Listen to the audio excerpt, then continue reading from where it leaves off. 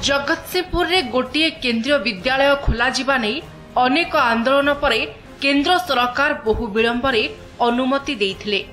दीर्घ वर्ष पर 2017 मसीह जगतसिंहपुर कटक रास्तार तरिकुंद हाईस्कूल परिसर में अस्थायी भावे स्कूल किछि श्रेणीगृह को अख्तियार करी केंद्रीय विद्यालय खोलागला।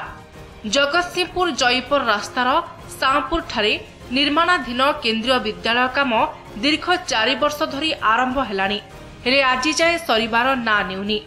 एबे मध्य विद्युत संजोग होई नाही कि रास्ता काम सरी नाही। एठारे स्कूल 2017 मसीह स्थापित होईछि, किंतु वर्तमान जे निज कैंपस को जाई पार नै।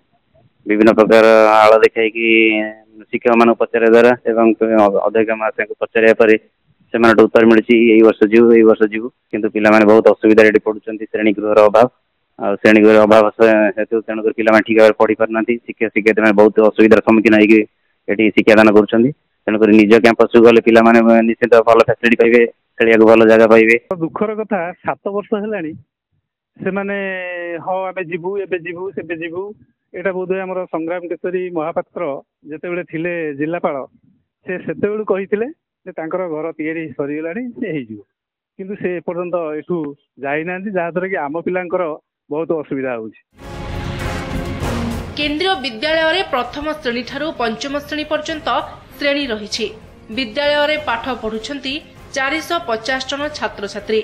सेपटे किंतु तरिकुंद हाईस्कूल भितरे केंद्रीय विद्यालय छात्र छात्री पाठ पढ़िबा पई श्रेणी गृह अख्तियार करी रखिछंती। 1 मास मध्यरे तरिकुंद हाईस्कूल परिसर केंद्रीय विद्यालय को जदि अलगा करा न जाए ताहले जोरदार आंदोलन कराजिबो बोली चेतावनी दैछंती स्थानीय लोक।